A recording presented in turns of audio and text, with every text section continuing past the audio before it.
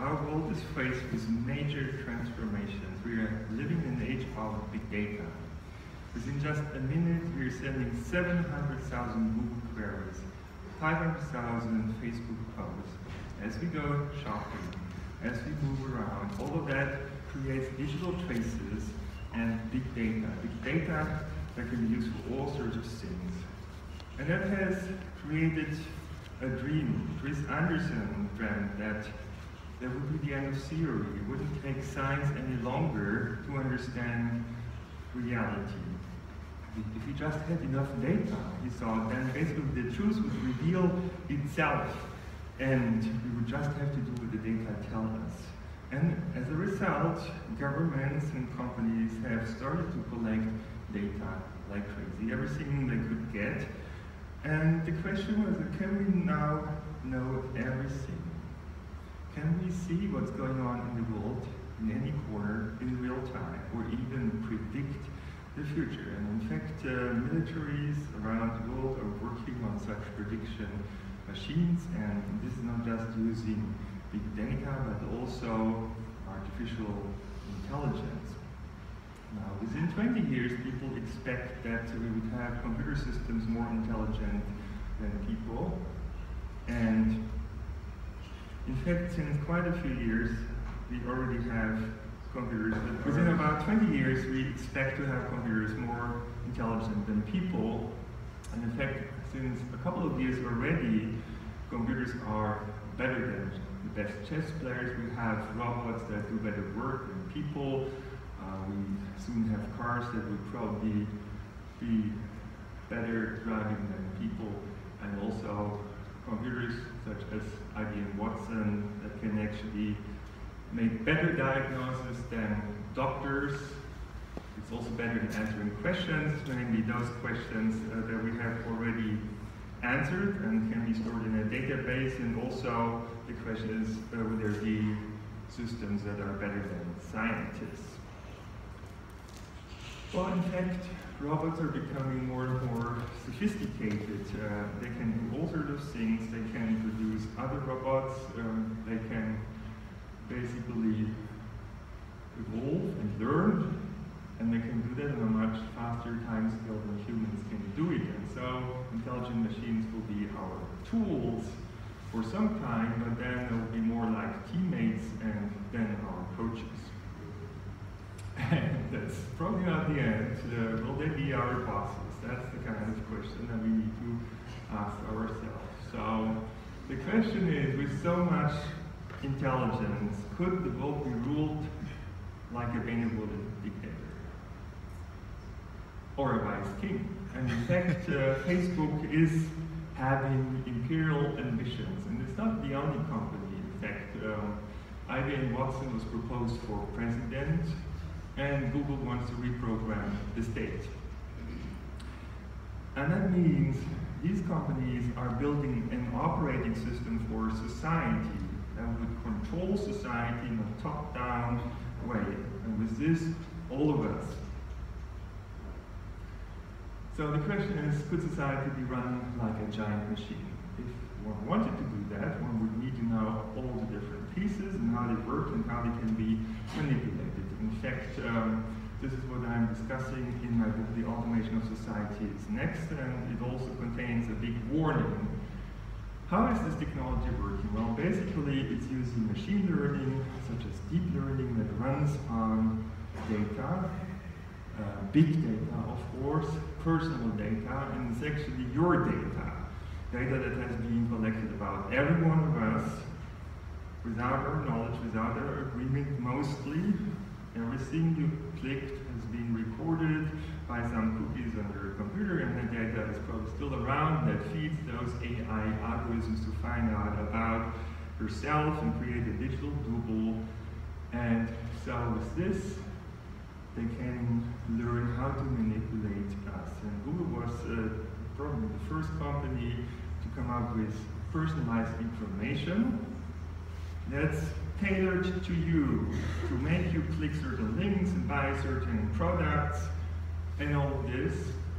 And they can steer your attention, your emotions, your decision making, your opinions, and your behavior course, that's also interesting for politics, because then you can steer your citizens and make them do what you want. It's called nudging. In connection with big data, it's called big nudging, and it's very effective because you wouldn't even notice that you're being manipulated because it feels like your decision. And in fact, the science behind this is called behaviorism. Skinner has put animals in boxes and exposed them to rewards and punishments and made them do certain kind of things, and that's called conditioning. And that's now being done with us. And the cage that's applied to us is actually the filter bubble that's built around every one of us that creates a certain view of the world. Echo chambers that are influencing our behavior, and basically, you know, we're locked into these filter bubbles. And in fact, this steering of our behavior, that remote control, is actually intentional. If you look into documents like these that you can find on the internet, then it's pretty clear, yes, they want to control us. They're trying to build a matrix that can be used basically to steer our behavior. And with this, of course, democracy would be an outdated concept. People have been saying it has created wealth, health, and happiness for billions of people, but now it's the time to do something else. I'm asking why, if it works so well, right? And in fact, this is happening. Some countries are in the process of saying goodbye to democracy. It seems like Turkey, Poland, Hungary, France, and I would claim that there are a number of other democracies at risk, and this is a reason. And we need to be aware that actually the internet has turned into a dangerous trap. And one day, you know, we'll close, we'll be trapped.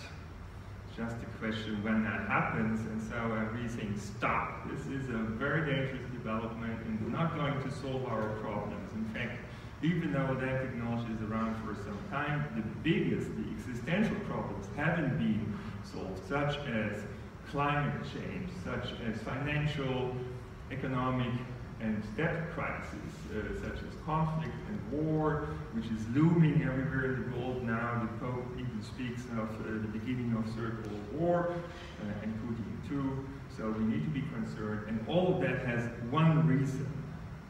That we have learned to behave in a sustainable way.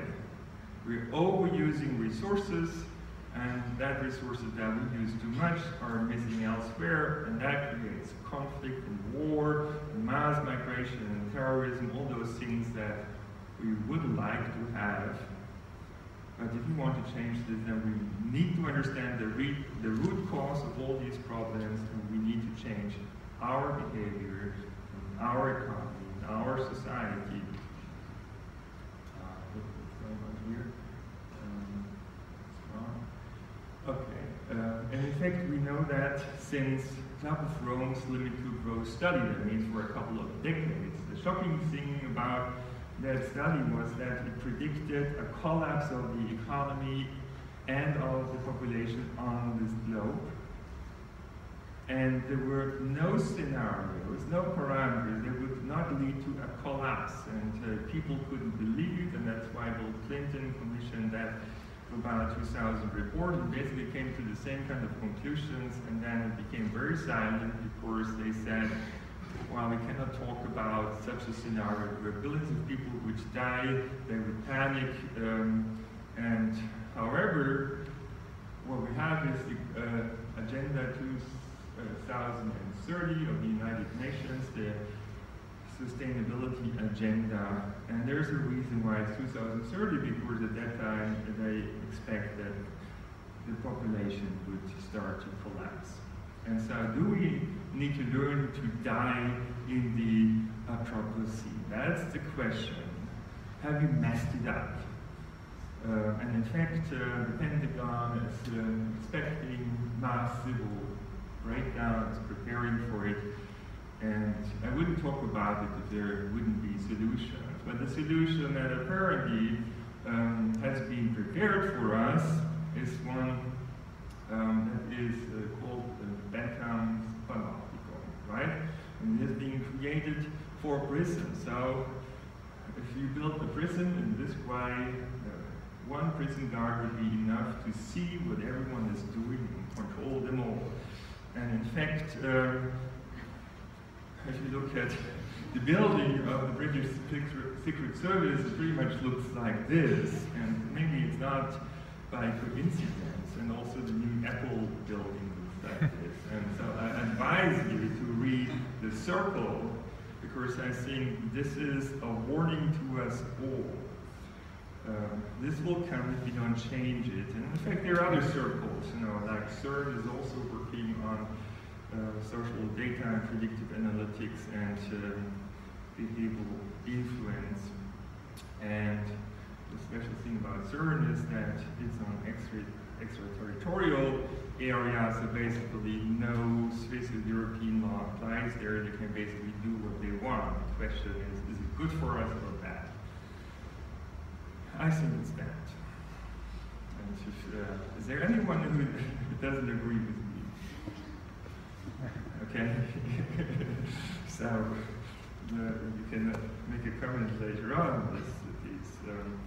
Albert Einstein said, well, we cannot solve the problems with the same kind of thinking that created them. So we need a paradigm shift, a different kind of thinking. And we need to realize that the complex systems that we're surrounded by, so society and economy, are behaving in such a way that cannot be well controlled in a top-down way. And it's actually because of this. Yes, processing power, blue curve, is exploding exponentially. It's doubling every 18 months, but data is exploding even faster. It's doubling every 12 months. That means within just 1 year, we're producing as much data as in all the years before in the history of humanity. It's hard to imagine. And even that data is not enough. First of all, it's more data than we can process. The percentage of data we can process is going down with time. And that means we need to know what data to process and how, and so science is back. But the other point is the digital revolution also comes from the networking of the world, and that creates combinatorial complexity, which is exploding even faster than exponential, and that implies lots of top-down control. If you look at the world and how it's doing, then I think this is pretty much what we're seeing. So I have to issue a warning of linear thinking that has worked to some extent in the past, such as top-down control, hierarchies, supply chains, and all this. But now we're living in a highly networked world, and that has fundamental implications because the intended effects would often not occur. Instead, we'll see side effects, we'll see feedback effects, we'll see cascade effects.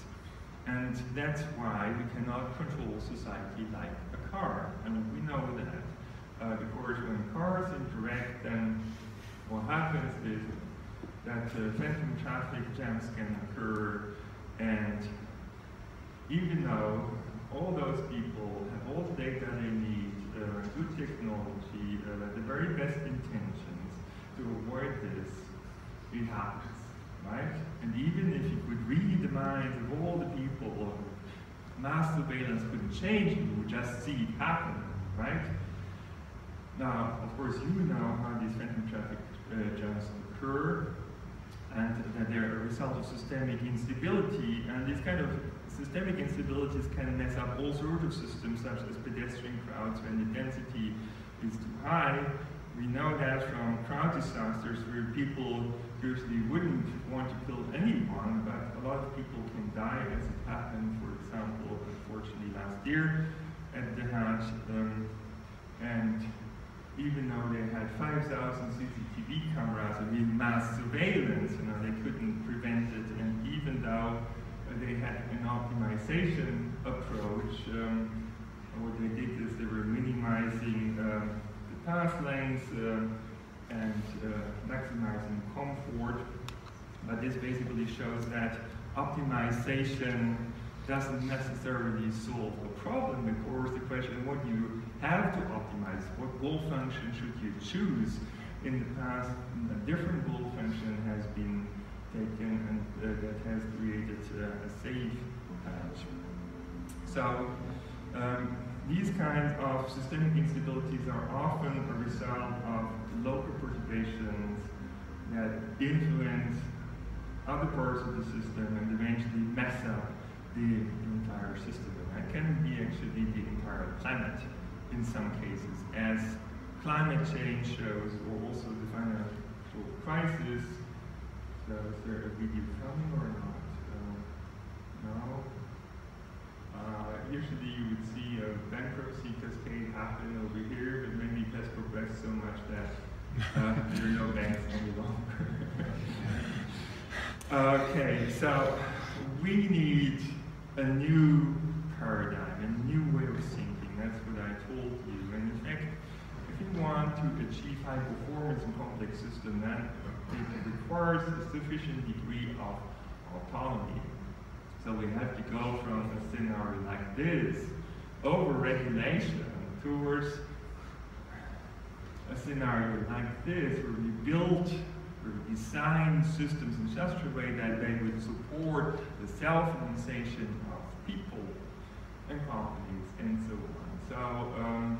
So we need to understand this, and of course this entire community has been working exactly on these kinds of questions. So when we saw those traffic patterns in data for the first time, we were kind of shocked because we saw, oh my God, how can we ever understand and describe that as mathematical models? But then we thought, oh, maybe we can do it as in physics, where they have elementary particles that make up particles and structures and so on. So we were trying to identify elementary congestion patterns, and here they are, and in fact they can be simulated with simple computer models. And one of those computer models is the intelligent driver model. I don't think I need to introduce it to you. And these kind of models imply certain kind of phase diagrams, so basically they predict under what kind of conditions you would expect certain kind of traffic patterns. In particular, how does it depend on the flow on the freeway and the overall traffic volume downstream of on-ramps and so on, and also on the perturbation size actually, so we have multi-stability over here. And in fact, the data are very much supporting this picture, so I would say by now we can actually predict traffic jams pretty well, including delay times and spatial extensions. So just the moment when congestion starts cannot exactly be predicted because it depends on random events such as overtaking, maneuvers of trucks and so on.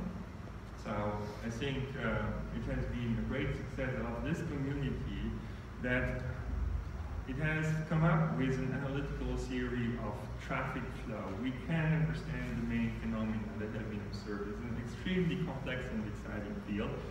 And this kind of insights have also led to new kinds of traffic assistance systems. And of course, by now it's clear that when we started this kind of research, it was not so obvious. Cars would become more and more intelligent, right?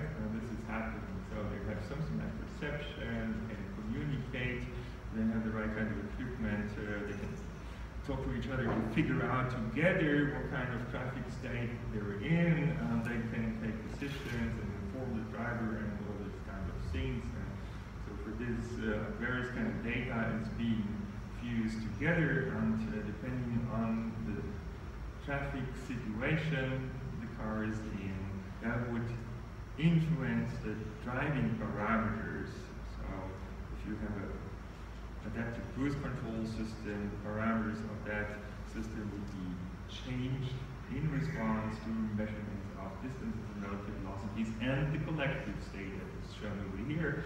And in fact, this can have not just an effect on comfort, but also a collective effect. That means increase the overall capacity and stabilize traffic flow. And in this way, really reduce congestion significantly, even if not all cars are equipped with that technology. So already from 20 to 40%, you see a massive increase of this collective effect, this beneficial effect that we'd like to have. And in order to demonstrate it, there's a simulation over here, and you can first see that we're reproducing this stop-and-go traffic that's annoying us pretty well.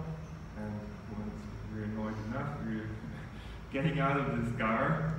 And this will show us that the reason for that stop-and-go traffic is there are a number of cars that are trying to get on the freeway, and small perturbations are amplified, and eventually that creates stop-and-go traffic. Now, assume that cars would be equipped with radar sensors that measure the distance and relative velocity. We would use this data to drive cars automatically, say 30%. And as you can see, this slight change of the interaction between cars can get rid of the traffic jam, even though there is the same number of cars entering the freeway. So this works without a traffic center, interestingly enough, just based on local interaction. The decentralized approach mechanism design is basically the approach. And so we're introducing feedback loops into the system based on real-time measurements. And in this way, we're changing the interactions in a favorable way to create the outcomes that we'd like to have. By self-organization, like magic. And how to get there? Well, admittedly, complex systems are often hard to understand, predict, and control, but they have an interesting feature. They tend to self-organize, and that self-organized outcome, it means there's a structure, pattern, functionality, or property of the system, that depends on the kind of interaction. So by changing the interaction, we can change the collective outcome. And basically with computer simulation, but also lab experiments, or also interactive virtual worlds, even gaming environments, we can identify those interactions that would do the job for us. And we just need to have an infrastructure that would do the real-time measurement of the data that we need, and a platform that would create the feedbacks, and I'll talk about this later on. So we've also applied that to urban traffic, and we've compared different control approaches. So the classical traffic center is trying to collect data from all over the city, and then is trying to come up with an optimal control scheme, but the optimization of traffic in urban spaces is so complex that it cannot be strictly that's not possible in real time, strictly speaking. So there are simplifications made. One of them is there's a periodic service at the intersections, and then these cycles are being synchronized. So non-periodic solutions, many of them are thrown away. Now, there's another approach where you say, okay, let each intersection independently minimize travel times. That's mathematically feasible. This is what Homo economicus would do if standing at these intersections. And we would think, of course, centralized control should be better than this. And here, we're doing the same thing, but when a queue becomes long, we would clear the queue before we go back to travel time minimization. So we would say, this is not as good as this, because that strictly minimizes, that doesn't strictly minimize, right? So that should be the best, that's the second best, that's the third best. Let's have a look. And in fact, for the top-down regulation, as the capacity utilization of the intersection increases, and the traffic volume increases, the queue length increases according to the red line. That's something that we expected, of course. However, this selfish optimization a la Homo economicus is much better actually up to here, and then suddenly queue lengths explode, and the entire self-organization fails. And so we can say Adam Smith's invisible hand works over here, and it fails over here, and that's why the traffic control center says, ha, that's why you need us.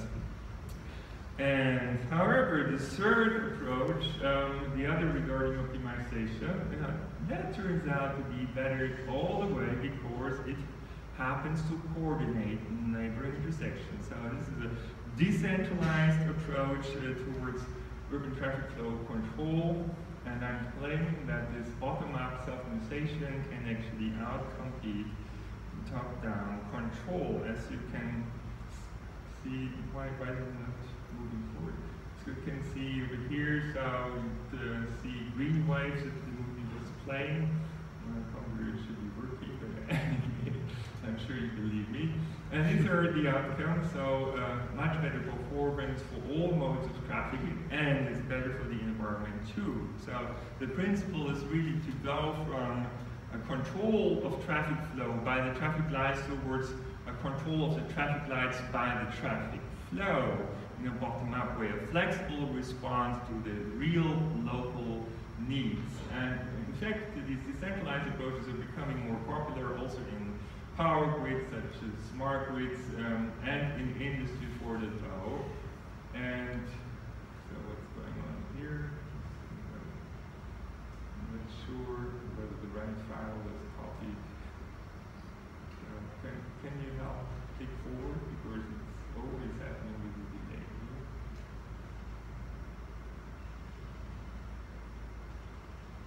here.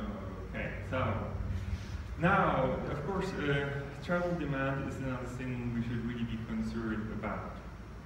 And in fact, the lack of free nearby apartment creates a lot of extra traffic, a lot of commuting, right?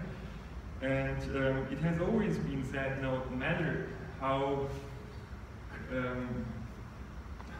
well you can actually, how well you are in improving traffic flow, people will always spend the same amount of time in their cars. And that's the idea of the travel time budget. But that turns out to be an urban legend. If you compare different kinds of cities, in fact, you find the travel time budget is different. And if you look even more into the data, then you find, I'm not sure somehow the slides are messed up, then you find that it's the housing prices that actually determine the travel time budget. So if you could reduce the housing prices, then it would actually reduce travel time budgets and commuting. Now, in connection with routing, of course, there's also been discussion about the price of anarchy. And this kind of debate basically suggests that we better optimize a system in a top-down way, has also found its way into this thinking about top-down control of the entire society. Now, we have actually been warning recently of this, not only because this kind of thinking is pretty limited, because there are NP-complete problems they cannot solve in real time, and there are, by the way, undecidable problems too, according to Kurt Gödel. So we've been recently warning of this price of anarchy thinking, this top-down control thinking, mainly because we think it's really obstructing innovation. And particularly the kind of innovation that we bitterly need in order to solve the problems that we're confronted with, such as actually reducing CO2 emissions. I mean, we know about this, not we know about it, but industry knows about that since about 50 years, right? And in fact, it has, this oil-based industry has created a much better higher world population, and has created all this CO2 that we're now suffering from. You know, had we changed our lifestyle back in 1970, we wouldn't be in the trouble that we're in today. And in fact, by now, Rockefeller regrets, but you know, it's 50 years late, and now we have all to pay the price. So politicians have decided by 2030 we need to reduce CO2 by 40%, you know, and it's your job. 1/3 of CO2 emissions is produced actually by traffic, 1/3 by households, 1/3 by industry. So the question now, how do we get that reduced by 40%? And people are now suggesting, okay, we need to have nuclear power stations, that's the only way we can fix it. But I would say, no, don't make the next stupid mistake that we would regret in a number of decades. We don't even have a solution for nuclear waste. We have to come up with better alternatives. And actually, this is all about the cities of the future. We need to organize them in an entirely different way. We need to have, of course, a transport which is not using oil, gas, and coal. It's not producing CO2. And we need to think about new ways of using space, sharing space, right? Because 50% of the time, our homes are not being used, 50% of the time, office space in cities is not being used. So why not come up with robotic furniture and other kinds of solutions in order to come up with living and working approaches? That means something that really uses the space that we have in cities much more efficiency, because you would have to reduce commuting, you would have to reduce plane flights, and that also means that we have to build local economies. And the other thing is, of course, we can now use 3D technologies in order to communicate with each other. So Skype is a technology of the past, and we can build virtual teams and work from home and all these kind of things. But it will have major implications for the way we are using cities today. You know, the way we've planned cities, forget about it in the future, because we really need to have it. One other thing which I believe we need in order to get out of this trap of economic collapse and population collapse is a new framework for our economy and society, because according to these equations of the Club of Rome, there was no solution without collapse, so we need to change the equations. And that means we need to change the socioeconomic framework. So the equations eventually would be such that we can actually have a stabilizing growth curve, right? And I think this can be built, but it requires a different financial system. But the current one is anyway not working. So I believe we can now build a financial system that is efficient and liberal, and at the same time participatory, social, democratic, and ecological, and will require a combination of the Internet of Things and Bitcoin or blockchain technology and complexity science. Because what we really need to do is go away from those supply chains where we feed in materials on one side, and in the end we throw away the product, becomes waste. We need to learn to build a circular economy where we reuse resources, and a sharing economy where we share resources. So we could produce a high standard of living for more people with less resources. That's the only solution for our future, otherwise people will die. That's a matter of life and death. You know, we need to understand that. And we are starting actually to build a prototype of such a system. It's called NervousNet. It's an Internet of Things platform that's run as a citizen web. I mean, it's controlled by the citizens, and you're all invited actually to contribute to this platform. Actually, Serge Hogendorn's PhD student is also contributing to this, and we'd like to have hubs all over the world. That's an open source project that is using smartphones and other sensors to measure the environment around us, and we would network those smartphones, so we, the people, would have a global measurement device, and it's built in such a way that we could trust it, because we give full informational self-determination to the users. They can decide which sensors to open or close, and when they want to use data just for themselves, say for smart home applications, or share with others. And so, yeah, it will be really a jointly run system, a citizen web. And what can we do with it? Well, we could now, with Internet of Things, measure externalities. This is an important concept in economics, but it was theoretical most of the time because we couldn't measure those externalities at a reasonable price. Now we can do that with the Internet of Things. We can measure noise, we can measure stress, we can measure CO2 and other kinds of emissions and poisons and unemployment and waste and all of this and give it a price. And we can measure the positive things too, like cooperation, happiness, new jobs, health, reuse of waste or of resources and so on, and give it a value.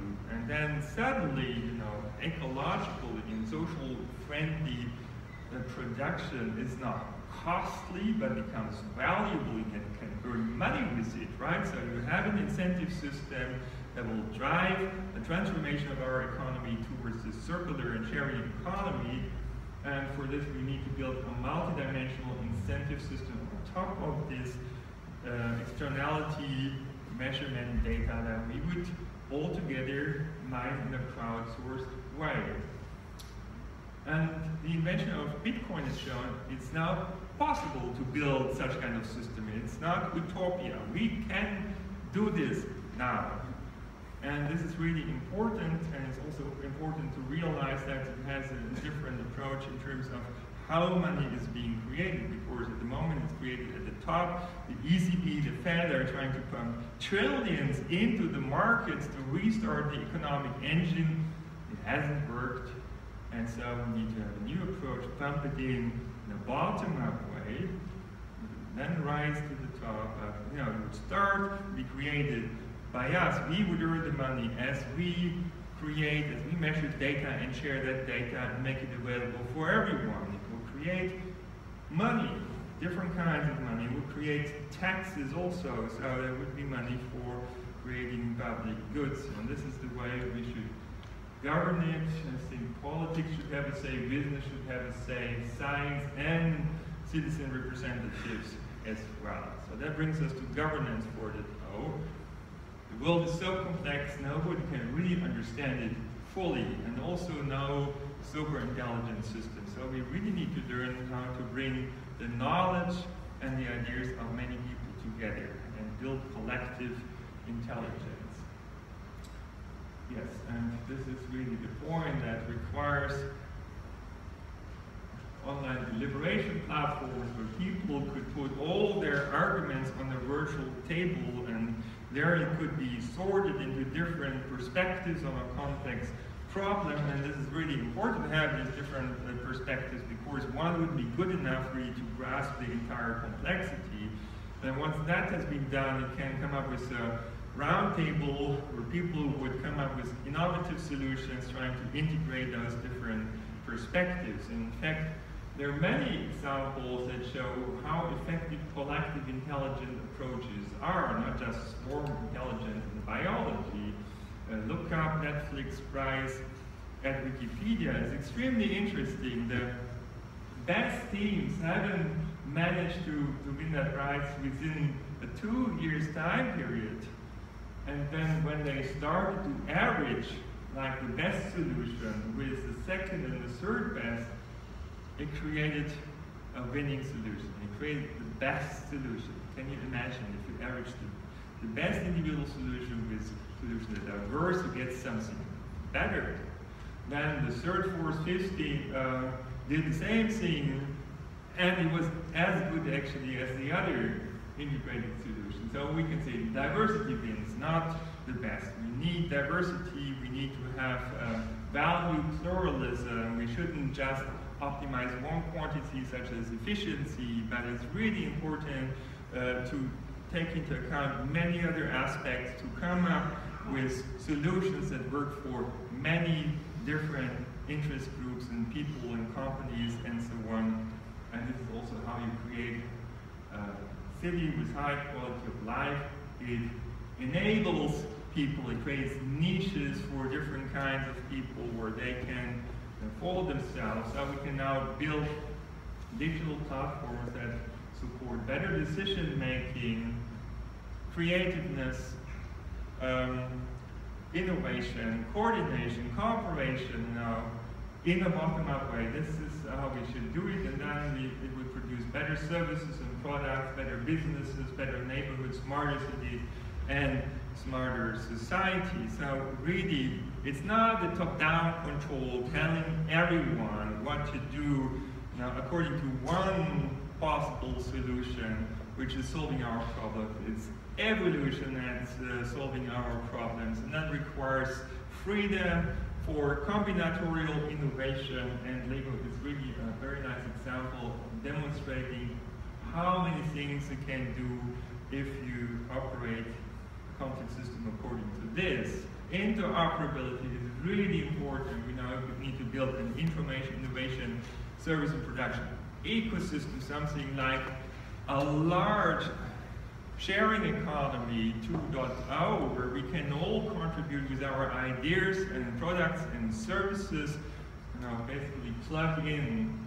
And so the paradigm of the future are not globalization, optimization, administration, regulation, which have served us well, but now they have come to its limits. So now we need to add new principles to get to a new level of society, which is co-repetition, co-learning, co-creation, and co-innovation, and co-evolution.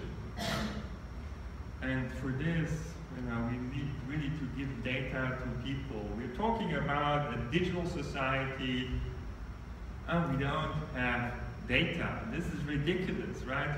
We all need to have much more data, so we can come up with our own solutions, with our own services and products. And in fact, the good thing about the digital economy is it's unlimited, right? Because information is non-material. If I want to have more, I don't have to take it away from somebody else, so we can create a more peaceful world. There are infinite possibilities in principle to make money. If we just had this new multidimensional money system, everyone would be rich in different ways.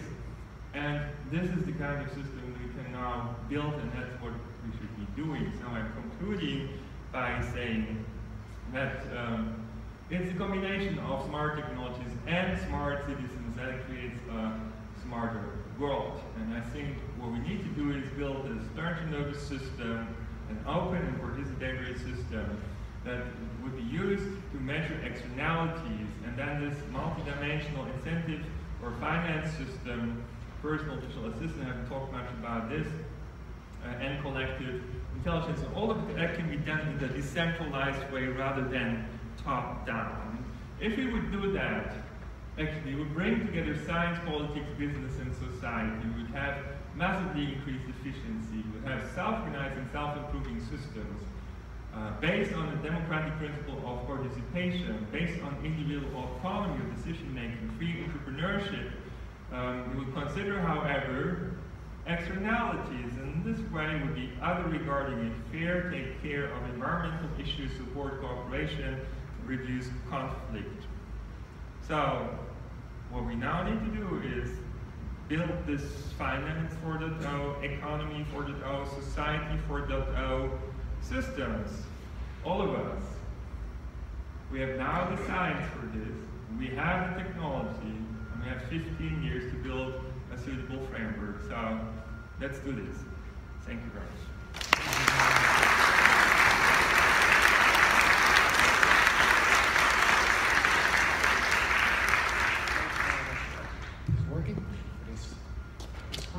Talk and also providing us with a bit of a challenge, I imagine. I can also imagine that there's one or two reactions, questions. We still have a couple of minutes. I see hands there.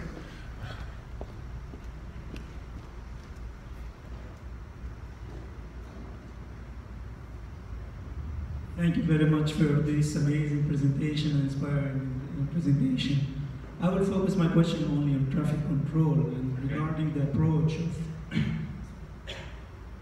bottom-up approach with the self-organization. So my question is, because there are definitely approach from top-down and bottom-up, the question is, do you think that there is another maybe layer in the middle? So we know that when you go to distributed control and decentralized control, sometimes you need some information for the general network or some reference model in order to direct these intersections or these distribution controls and so on.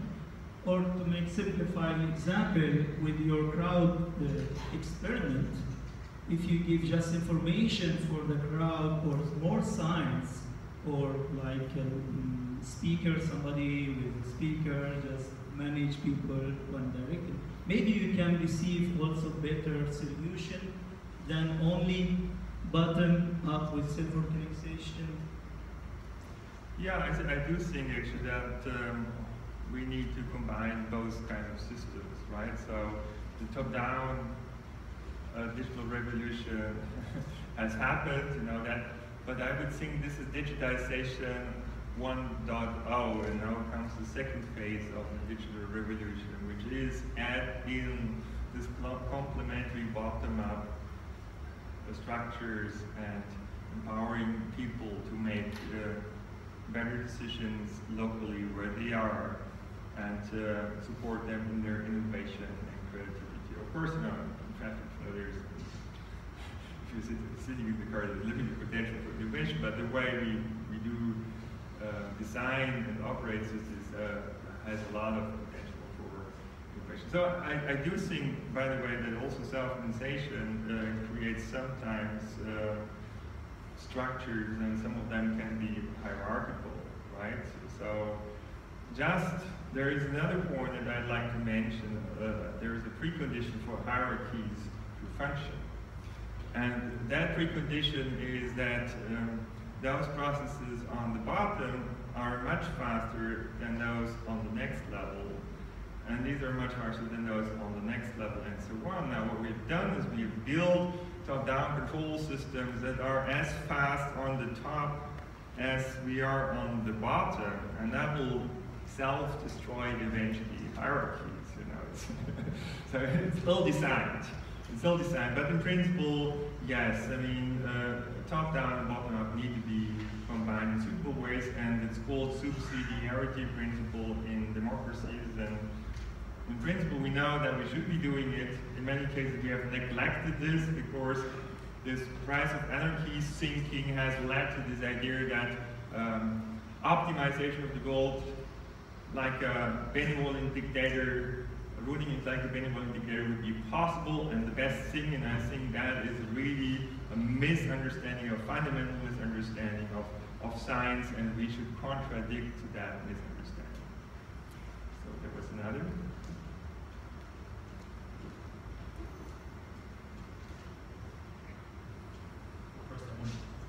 Can you hear me? First, I want to join the commendation for the inspiring presentation. I want to ask you about one term you used repeatedly, which is population collapse, which means that the decline in the global population is considered as a negative thing. Sustainable growth is an oxymoron, it's a mathematical contradiction. It cannot happen. It's an amazing abnormal increase in global population we've seen in the last 50 years will not continue no matter what we do. So population declining could be bad, could be good, depends on how it happens, depends on the way it happens. Why do you describe it as a negative thing by the mere term of population collapse? Well, as long as we're talking about overpopulation, it kind of implies that people would have to die. And then, you know, yeah, but not of a natural death, right? I mean, military people, Secret Service people would talk about that much more openly than we're doing that in scientific circles. But now, once you know there would be 1, 2, or 3 billion people dying, then the question starts, you know, would it be Americans or Chinese or Europeans or Russians, you know? How would it die? Would it be a pandemic, or would it be a third world war, and all these kind of things? And these debates are going on, and that's why, you know, we can feel that the world has become so unstable, because there's this nervousness about the situation where people feel we're too many on this planet and it needs to be changed. I actually don't agree that we're too many. We're just organizing ourselves in the wrong way, if we had the circular economy, we could really sustain the population that we have. In fact, we are producing enough food for everyone, but 30% of food is actually shown away. It doesn't reach those people in need. And there are some people who say, okay, why do we need all those people? Most of them are not well educated and not needed for production anymore in the future because artificial intelligence and robotic system would do the job, let's get rid of them. And I think this is not only a totalitarian and terrible kind of thinking, but this exists. And I think it needs to be opposed also for the following reason. I do think that every one of us will be needed also in future, namely to reinvent the organization of our financial system and economy and society. Right? The money system, for example, is a coordination system, fundamentally speaking. It's helping us to decide who would get how much of a certain resource. Now, once we understand it's a coordination system, we immediately know there would be 1,000 or 1,000,000 different coordination systems that could be applied in principle, and most likely there would be hundreds that are better than the one we have. The one we have, for example, is matching just supply and demand on average, and it leads to a situation where some people die of obesity and others of hunger, So that's absurd. We can come up with a much better coordination system. Now, how would we find these better financial, economic, and social systems? Well, basically, by gaming. It sounds a little bit absurd, maybe, but the point is really, gaming environment could be used in principle to check out new decision mechanisms, new financial systems, new kinds of organization of society and the economy and all this, and see what happens if you would do this or that or that. And that requires a hell lot of people, to do these experiments to figure out what are actually better and better and better socio-economic frameworks, right? And innovation really happens most of the time on the bottom. That means it scales with the number of people. And that's why we need many people if we have many problems. And that's what we have. Okay, there's one final question here. Thank you for your talk. I definitely agree that we have to have, or we have to embrace the complexity of the world around us in our finances. And we can argue is it hierarchical self-organization or anyway. But if we think about the concrete example of having to determine certain rules for self-organization, and then if we think about that, introducing these new rules or new technologies usually leads to a certain redistribution of benefits and burdens in society. Yeah, the benefits and burdens do not remain the same. You kind of shift them around. Do you have a certain normative standpoint on this? How do you determine? What's your criteria? Utilitarian, Rawlsian, anything along those lines? Yeah, I think this is the utilitarian way of thinking that really is problematic, and actually it's built into the money system, which is basically one-dimensional. And so the complexity of the entire world is somehow projected on just one dimension, and that can't work, and it doesn't work, obviously, right? That's one of the reasons why I was saying we need to have a multi-dimensional incentive for financial system. Multi-dimensional is really important to be able to manage complex systems or allow for their self-organization and self-regulation. Take, for example, the production of a certain chemical, right? If you can just influence one quantity, such as pressure or temperature, you won't get what you want. You need to be able to influence temperature and pressure and the concentrations of a number of ingredients to get what you want. Same thing with our human body, right? You cannot just live on water.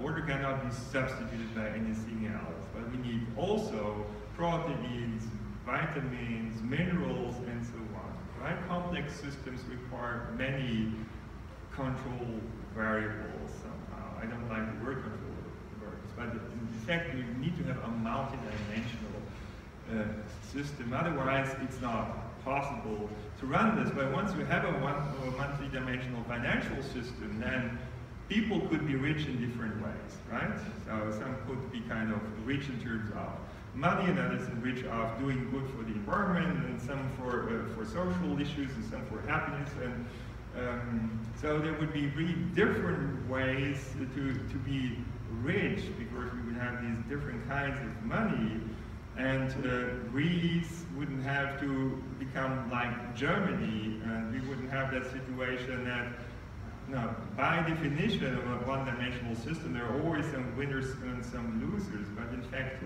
there would be so many different dimensions in which you could be rich. You just choose what is good for you, and altogether, through that incentive system, we will make sure that a balance is achieved.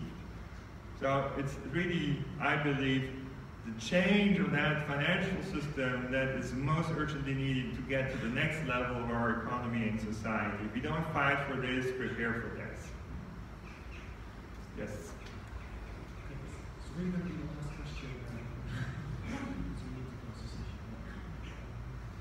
Okay, thank you. So I'm not convinced by all of this, and I happen to be an economist, so I was thinking about this issue for money or whatever. So if you have different kinds of money for different things, you still want to be able to trade. Okay? You can trade equal money for welfare money for whatever.